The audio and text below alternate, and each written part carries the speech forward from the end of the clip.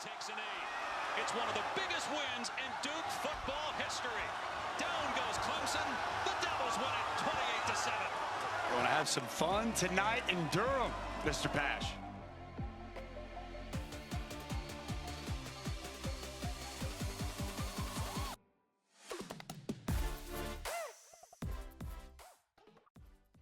Hello, everyone. Welcome to the Blue Devil Blitz.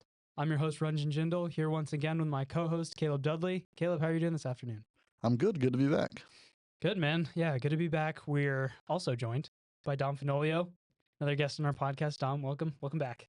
Love to be here every time. Thank you, man. Yeah, we love having you on. So right now, we're 2 days away, actually, from week 3 of Duke's contest against UConn. So today, we'll recap the first 2 games of the season. Duke has started out 2-0. The Blue Devils defeated Elon at home to start off the season and traveled to Evanston, Illinois for a 26-20 double overtime thriller there in Northwestern. That was a crazy game. We'll talk about that. And then we'll also preview the next 2 weeks of Duke football, along with some ACC and national discussion as well. But first, this podcast is brought to you by the Duke Stores. Support your favorite Duke team, home to the only collection of merchandise in the world that comes to you straight from Duke University. Visit shop.duke.edu for all of your Duke merchandise. All right, guys. So we'll start with the Elon game. 26-3. 26-3. Yep. Sorry, I forgot the score.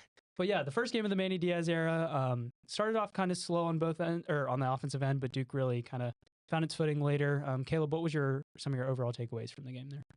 Yeah, two main things outside of the offense that you just mentioned. First thing was no penalties in the first game with a new staff. Really impressed me. Elon had 5 penalties for 30 yards. Duke 0 penalties. So that really impressed me that they just like one random false start or one random illegal formation.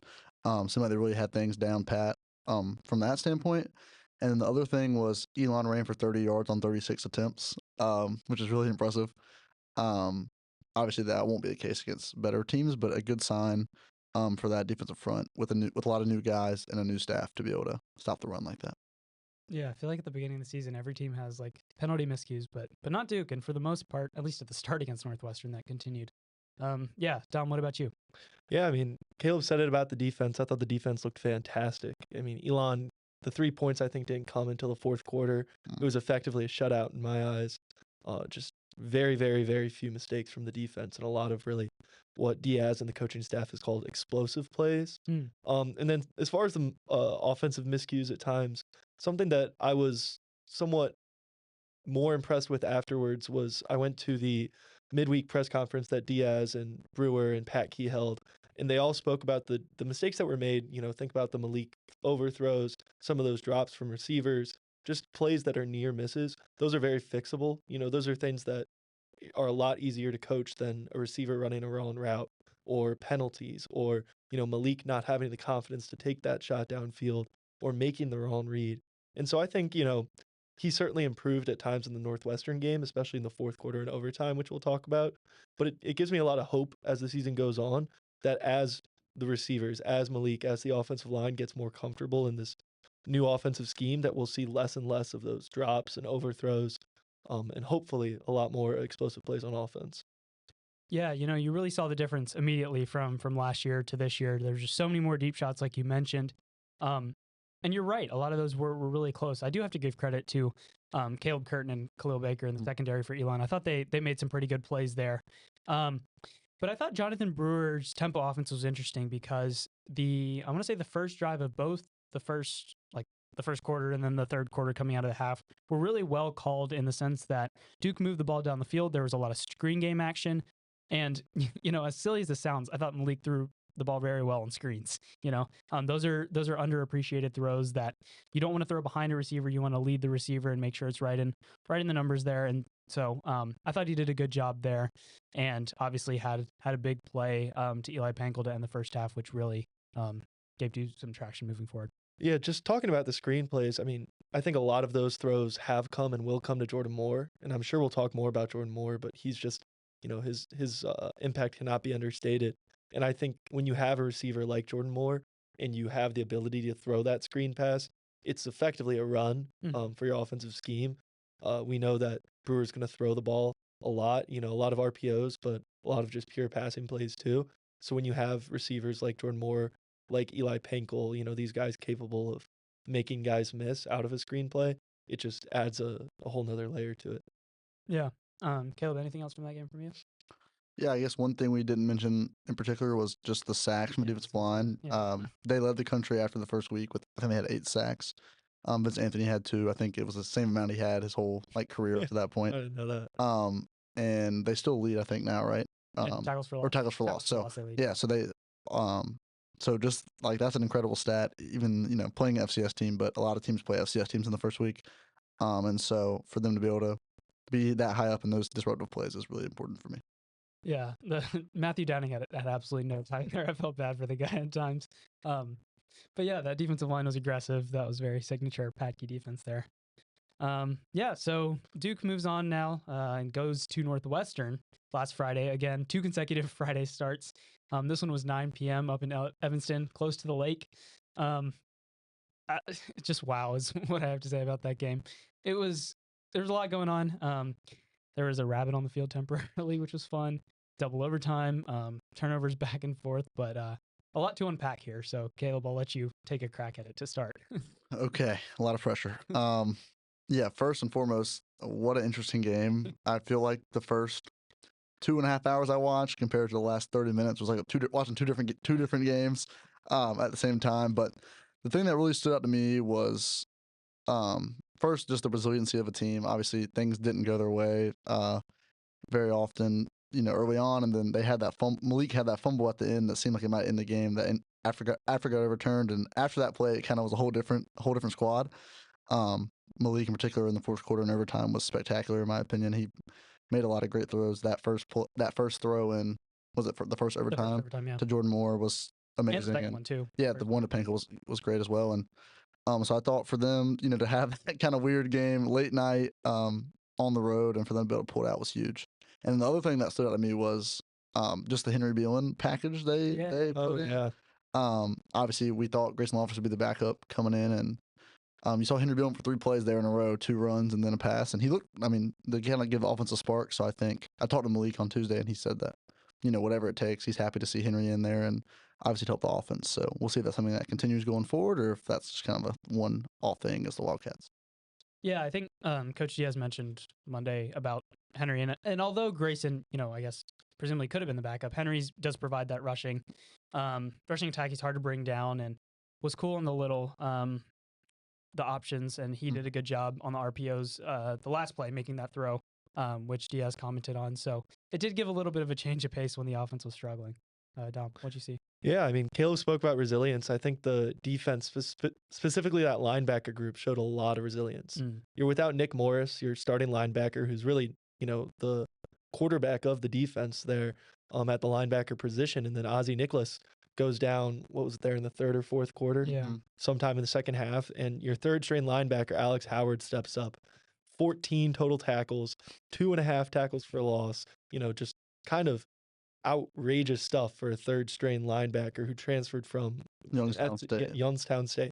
That's the kind of stuff that obviously you have to give him plenty of individual credit, but that's, great coaching, great schemes. We talk a lot about the culture and trying to build that at Duke, and I think that the defense and that linebacker group especially did a really, really big step towards that against Northwestern. Yeah, going off of that, obviously with linebackers down, the secondary really stepped up in my opinion too.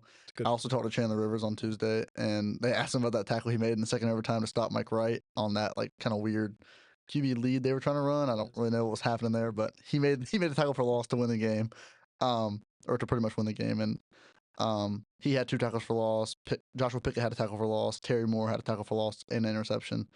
So just for those guys to be able to kind of pick it up on the back end, obviously Northwestern started to get some traction with Cam Porter down the stretch, hit some big games, but for them to be able to, bend don't break there was huge. Yeah, defense all across the board was great. I will note a couple of updates that we got after the game, injury-wise, because you did mention Ozzie Nicholas. Jeremiah Hazley also got hurt. It was an unfortunate leg injury, and unfortunately for him, Diaz did confirm that he would be out for the season. Jaquez Moore, the running back, temporarily, or he got hurt and was out for the game, but Diaz did say yesterday, which is Wednesday, that While Jacquez has been limited in practice, they still hope to have him by Saturday against UConn. So we'll see if he plays against the Huskies. But if not, it doesn't seem to be too long term for him. Anything else for Northwestern? Or? Well, I think the last thing that is worth mentioning is, especially because you just mentioned Jacquez Moore, is the rushing attack still didn't look great. It certainly looked a lot better with Henry Beelan in there, just because I think he added a threat of the quarterback run. But, Malik Murphy's going to be the starting quarterback, and by all accounts, I think he should be the starting quarterback. He's certainly made plenty of throws. But I think Duke just needs to find a way somehow to get that rushing attack going, because otherwise, I think they're really going to struggle against some higher quality opponents. Yeah, and then just I guess one more phase we didn't talk about was special teams. That I thought that was a night and day from Duke's first game. They had a block punt, they muffed the punt, and the wind was blowing like crazy, but Plano did miss a field goal. So I think just they won the game despite those things, but as the season moves on, they're gonna have to make sure they clean those things up. I will say I think Cade Reynolds has done a great job throughout the first two games. Obviously, the block punt was there. Yeah, and I'll say I think part of the reason the punt was blocked was because Hazley got injured in punt coverage. Yeah, he's a personal protector. And he was the guy back there. His replacement kind of missed a block and was the reason the punt got blocked. So I'm hoping that something seems very fixable, something get cleaned up. Once I couldn't see who was out there as his replacement, but whoever they decide to put in that position should get some more reps at practice. Yeah. Also, I do want to talk about on the offensive side of the ball, like Jordan Moore. He only had 2 receptions, I want to say, in the first half, but finished with 11 receptions for 121 yards. And he really, got Malik comfortable, especially on those slant routes. What was happening is, a lot of Duke's offense revolves around the RPO and Northwestern. And Duke did run some of the ball, and Northwestern was kind of baiting the Blue Devils into that. But once Malik was able to connect with Jordan Moore on those slants, you saw Caleb mentioned the first play of overtime there. It was kind of like a little slant and go. And their connection is going to be so important. And I think his sure hands is going to be a key for Malik to get more comfortable as the season goes on. Yeah, and he had 11 catches and didn't even haul in all the targets he got. Right. He had the one deep ball in the fourth quarter that couldn't bring to the ground, and then the one where his DB fell down on RPO and Malik just threw it a little too hard to hit right off his fingers in the end zone. So they obviously seem to have some chemistry, and he's obviously Malik's favorite target, and so I think he'll have a chance to have some big numbers this year. Yeah, I'll also note that we talked about the resiliency. Coach Diaz did note Justin Pickett as a big leadership figure on the sidelines during that game. Was always kind of trying to encourage the team, and then everyone, when Todd Polino missed that field goal, they were talking about, the first thing Coach Diaz said to him was, you're gonna get another chance. You're gonna go right back out there. I think the camaraderie and the leadership and coaching of this team was really shown through in that Northwestern game. All right, so now that we talked about Duke, we'll talk about kind of the college football landscape these first 2 weeks. This has kind of been probably the craziest first couple of weeks of a college football season that I've seen in a while. But let's start within the ACC. We do our favorite little stock up, stock down here for each ACC team. So Caleb, I'll start with you. Who's your stock up, stock down within the ACC? Yeah, so our last episode, I said Syracuse was my team to watch in the ACC, and they've made me proud so far. They beat Georgia Tech last week at home. Kyle McCord has looked really, really good for the Orange. And so I think, having Arade Gadsden back is an absolute game changer for them. He was out all last year with injury, and they look really, really tough to beat. Friend Brown on the sidelines is a really fun coach to watch, coach his team, and his interviews are really fun too. So they're my stock up. And then stock down is NC State. First week, they got taken to the limit by Western Carolina. I thought they were going to lose that. Western Carolina is a ranked FCS team, but still, if you're a ACC contender, should be struggling with the FCS team at home. And then they went up to Charlotte to play Tennessee, and it was not pretty in the slightest. They just couldn't get anything going. Nico, the quarterback for Tennessee, absolutely tore them to shreds. So I think it's going to be important for State to get back on track soon. Yeah. Dom, what about you? Yeah, so for my stock up, I have Boston College. They're one of the 2 ACC teams so far to beat Florida State. And I think the thing that impressed me the most in that game, not only was it on the road. Last year I went down to Tallahassee when Duke played at Florida State, and that's a tough place to play. But the thing that impressed me the most was their offensive line overpowered Florida State. They were able to, their quarterback was running, their running back was running right up the gut. That's something that, is hard to imagine to say to somebody before the season started is, hey, Boston College is going to go into Tallahassee. They're going to get whatever they want on the ground, and just completely dominate Florida State. I think that's really, really impressive and says a lot about Boston College's culture that's building under year one of their new coach. And, they certainly have another test coming up, another road test against Mizzou this weekend. There you go. That's a game I'm certainly excited about. So we'll see how they can perform in that one. And then Stockdown is one of the new additions to the ACC, SMU. They obviously suffered a loss last week against BYU, and they decided to bench their quarterback Preston Stone. So there's a lot of moving pieces, things up in the air for SMU, which I think just makes it really difficult going into conference play for them because they're not very comfortable in the ACC yet. They haven't played these teams. They don't necessarily know what to expect from all of these teams. So I think it was very important for them to have a comfortable non-conference slate. And the fact that they haven't, the fact that they're having to make a change at quarterback, I think, raises a lot of questions about their team heading into the ACC schedule.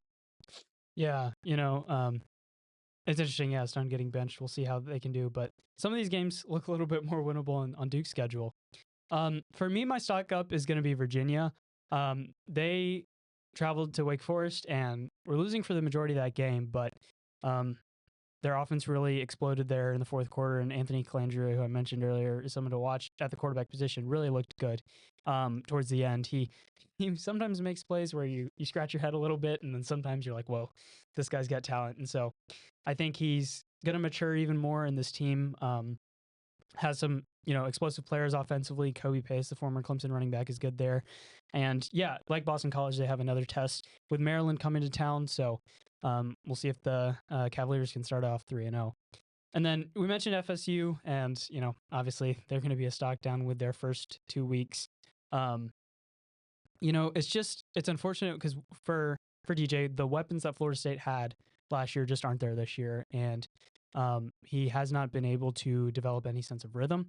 The running game hasn't really helped him out at all the first 2 weeks. And DJ has struggled there. And on the defensive end of the ball, they've also, like Dom mentioned, Boston College was able to kind of run over them, and so was Georgia Tech to an extent. So it's going to be a long season, I think, for Mike Norvell and the group there. But I don't think this is indicative of the long-term trajectory of the program. But I do think this year is going to be a little bit worse for them. Elsewhere in the ACC, any storylines that you guys are keeping an eye on? I know there's been a lot going on in the league outside of the teams we mentioned, but what else are you guys looking for in the league? Yeah, one thing that stood out to me is just how well the conference has held up against not like out of conference opponents, other Power Five. Obviously, Georgia and Tennessee a little bit different for Clemson and State, but in kind of the more even playing field games, Cal just beat Auburn. Yeah. Miami took it to Florida week one. Carolina was the only team to beat a Big Ten team in week one. Minnesota was the only Big Ten team to lose.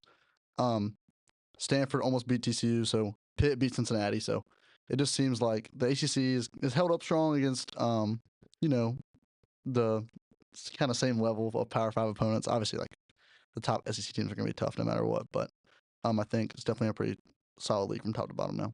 And Caleb mentioned Carolina. Obviously, we don't want to get too far ahead of ourselves, but Carolina is the first ACC team on Duke's schedule. They also lost their starting quarterback. They looked a lot better, I think, in week 2 than they did in week 1. They took it to a Charlotte team. So I think that's certainly a team to watch these next couple of weeks for Duke fans. Just kind of mentally prepare for that game. You would think Duke, I think, has a better chance this year than they have for a while now. Without Drake May, obviously, I think it should be a competitive one. Yeah, I think the thing for them is going to be their offensive line. If they can protect Connor Harrell, he's a special quarterback, dual threat guy who, had a lot of hype coming out of high school, but he's going to be kind of a project for this team. So that'll be interesting to see if they can keep that momentum going. Caleb, you mentioned Georgia crushing Clemson there in week 1, and then the Tigers bounced back against App State. Got the collegiate program record, at least 4 points in the first half. Cade Klubnik really got the mental confidence that I was kind of talking about a couple of weeks ago that I think he needed. And you saw those freshman receivers for Clemson really shine through, Brian Wesco and TJ Moore. And they were explosive. So it's a matter of whether the Tigers can continue that because, like you said, Miami looks really, really good. So if Clemson wants to challenge the best in the league, that'll be important. But it was certainly a step in the right direction and something that you've not seen from a Clemson team in a long time. All right, so now we'll talk about Duke going into these next 2 weeks. Like we mentioned, Duke is going to take on UConn at home, and then we'll travel to Middle Tennessee. So we'll start with UConn. I know this is a game that you guys both covered last year. Oh yeah.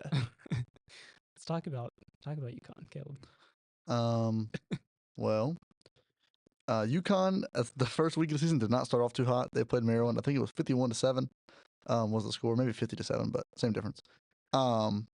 They just haven't looked great. But the next week they bounced back 63-17 against Merrimack. They scored 35 points in the first quarter.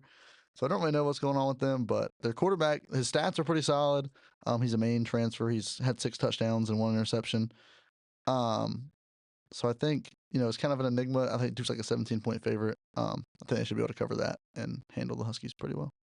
Yeah, last year when Caleb and I covered the UConn game, afterwards I wrote about kind of the smaller things you could take away from a game that wasn't necessarily very close.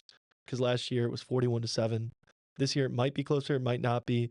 But I like Caleb said, I don't imagine Duke having much trouble.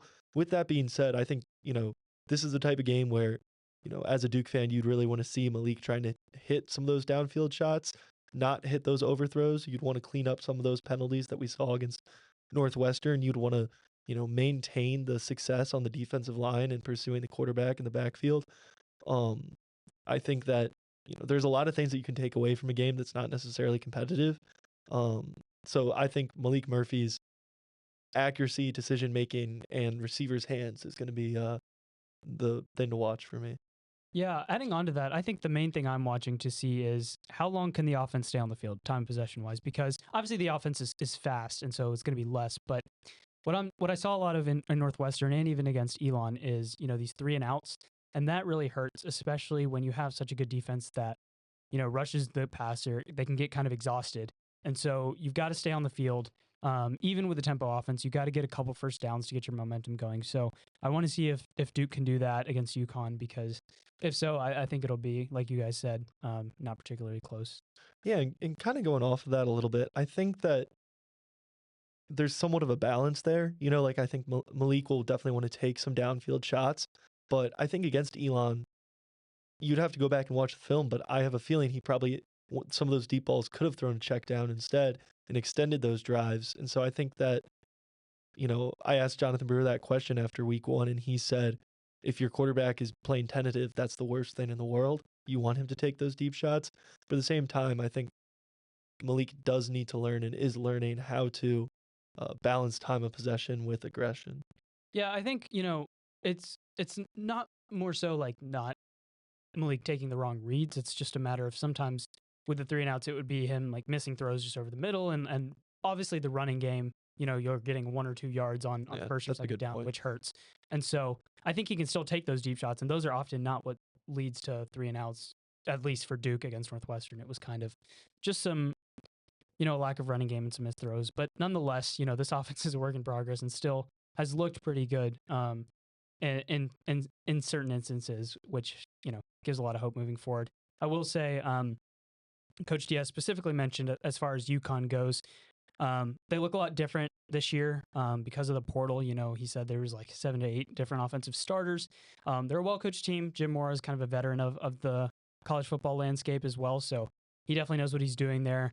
And Duke's going to have to not make mistakes on itself, not inflict any internal errors, unforced errors there. What you just said about errors made me think of Duke hasn't had a game yet where Malik didn't throw an interception. He threw a pretty bad one against Northwestern. 2 games. Okay, 2 games that they should. One game they easily won and one game that was close. So for another game where they're a big favorite, it would just be nice to see them take care of the ball and Malik take care of the ball. Yeah, totally agreed. All right, and then after the UConn game, the Blue Devils will travel to Murfreesboro, Tennessee. 2 of our writers, or one of our writers, Andrew, will be there along taking a road trip there to Middle Tennessee, which they've also kind of had not so hot of a start there. Derek Mason, the former Vanderbilt coach, is leading Middle Tennessee there. So Caleb, what do you see from this team? Yeah, kind of the same thing as UConn. They just played Ole Miss last week, and it was not pretty. Jackson Dart was 25 for 27 against Middle Tennessee State. Okay, Klubnik numbers, right? Okay. And so, you know, it would be. I think Duke can kind of do the same thing. I don't think Middle Tennessee State will cause much of a problem. They barely beat Tennessee Tech the first week, I think by 7, who did score against Georgia. 7 points, 3 points. So they're just like Clemson, so they could probably actually, you know. But so I think they're not very good either. So kind of the same thing as UConn, just a game where Duke can work on things internally and, you know, not commit penalties, not turn the ball over. Should be pretty hopefully pretty easy win. Yeah, I mean, I'm not trying to hype up Middle Tennessee State at all here, but I think my only concern is that it's an away game. It's the last game in non-conference, and it's the game before we play North Carolina. Yeah, for sure. And I think it's really easy to see Duke getting kind of trapped into looking ahead. And you know, when you get to FBS football these days, especially, like look at Northern Illinois going on the road to beat Notre Dame. I don't think it's you know, a game you can look past. And if there is a trap game on Duke's schedule this season, I think it's Middle Tennessee State. That being said, I like Caleb said, don't see it as much of a problem. But you know, I don't think the Blue Devils can get caught looking a week ahead. No, yeah, that's a great point because I feel like this season there's been a lot more of those like upsets or close matchups. Like Bowling Green had Penn State in the ropes for a little bit. Tulane's a good team, but they challenged Kansas State for a while. Won that game. Yeah. There's been a lot of those, I feel like, this year, maybe more than in years past. Yeah, I just can't believe Dom just compared Middle Tennessee State to ranked Northern Illinois, but that's okay. Okay. That's okay. We can continue. Well, you know what I meant, Phil. I know what you meant. Yeah. Both of those teams wouldn't be expected to win. Generally. I bet you the spread for the Notre Dame NIU game will be bigger than the spread for the Duke Middle Tennessee State game. All right, let's see what it was. Let's do some quick research. We can talk about Notre Dame when we sit here and I look this up. It's, you know, obviously Coach Elko and Riley Leonard both left in the offseason. They're now both 1-1. One of them against each other. Notre Dame barely squeaked it out in a pretty ugly game in week 1. Neither offense looked very good. Connor Weigman or Riley Leonard didn't look spectacular. And then obviously, like Dom just mentioned, Notre Dame had a home game against Northern Illinois and we're 28.5 point favorites. I just looked it up. And they lost on a last second field goal. So, it's this kind of a storyline. Obviously, there's a really good ESPN feature that came out about kind of Duke's feelings about Riley Leonard and Mike Elko leaving and, that game against the two of them. So really interesting to see how their seasons will turn out compared to our seasons will turn out. Yeah, it's interesting because this Notre Dame team, I expect it to be a lot better offensively, bringing in Bo Collins. Bo Collins actually played pretty well, but, Riley... Where did he come from? Yes, he came from Clemson. Riley Leonard's missed a few throws and just hasn't, again, it's really a rhythm thing, I think, for me. Like, he hasn't been able to start off drives very well. They had a lot of 3-and-outs, and you can't really, and his quarterback run game, which he did so well at Duke, especially last year against Clemson and stuff like that. You just haven't seen that as much against Notre Dame, or for Notre Dame, sorry. And I was actually more impressed with how Northern Illinois was kind of able to run over the Notre Dame defense, which is a really good unit, but the Northern Illinois rushing attack did a very, very good job against them. All right. Well, thank you guys for joining me today. This was a great podcast. Couple more exciting weeks of college football ahead before conference play really gets underway. But we'll be back after the Middle Tennessee game and hopefully preview the North Carolina game because that'll be a big one. Centennial weekend at Duke, so that'll be a party. Ed Sheeran's coming to town Friday night. Oh, yeah. At Wallace Wade Stadium. It's going to be a big test for the grounds crew. Yeah. If you haven't checked out our groundskeeping feature by our writer, Abby, on our website, please check that out. Also, we have our whole host of features are all published. I think I mentioned them the last podcast, but all of that's on DukeChronicle.com. Follow us on our socials as well. But thank you so much for listening, and I hope you have a great day. For Caleb Dudley, I'm Ranjan Jindal. This has been the Blue Devil Blitz.